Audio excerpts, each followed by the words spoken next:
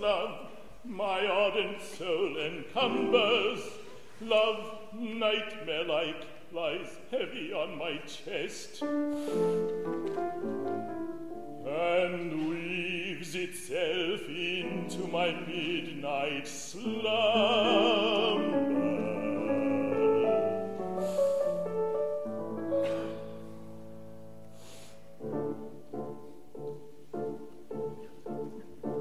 When you're lying awake with a dismal headache and repose is tabooed by anxiety, I conceive you may use any language you choose to indulge in without impropriety. For your brain is on fire, the bedclothes conspire of usual slumber to plunder you. First your counterpane goes and uncovers your toes, and the sheet slips demurely from under you, and the blanketing tickles you feel like mixed pickles, so terribly sharp is the pricking, and your heart's on your cross, and you tumble and toss till there's nothing twixt you and the ticking.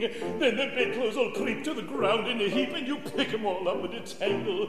Next your pillow resigns and politely declines to remain in its usual angle. Well, you get some repose in the form of a doze, with hot eyeballs and head ever aching, but your slumbering teems with such horrible dreams that you'd very much better be waking.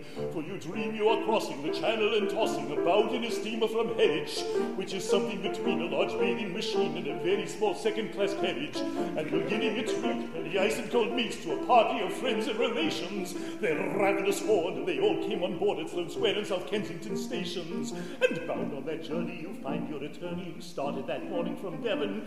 He's a bit undersized, and you don't feel surprised when he tells you he's only 11. When you're driving like mad with a singular lad, by the by, the ship's now a four-wheeler, and you're playing round games, and he calls you bad names when you tell him the ties pay the dealer. Well, this you can't stand, so you throw up your hands, and you find that his coat is an icicle. In your shirt and your socks, the black suit with gold clocks crossing Salisbury Plain on a bicycle. And he and the crew are on bicycles too, which they've somehow or other invested in. And he's telling the tars or the particulars of a company he's interested in. It's a scheme of devices to get at low prices all goods from cough mixtures to cables, which tickles the sailors by treating retailers as though they're all vegetables. You get a good spaceman to plant a small tradesman, first take off his boots with a boot tree, and his legs will take root and his fingers will shoot till they blossom and bud like a fruit tree. From the greengrocer tree you get grapes and green pea, cauliflower, pineapple, and cranberries, while the pastry cook plant cherry brandy will grant apple puffs and three corners and banberries. The shares are a penny, and ever so many are taken by Rothschild and Baring, and just as a few are allotted to you, you awake with a shudder despairing.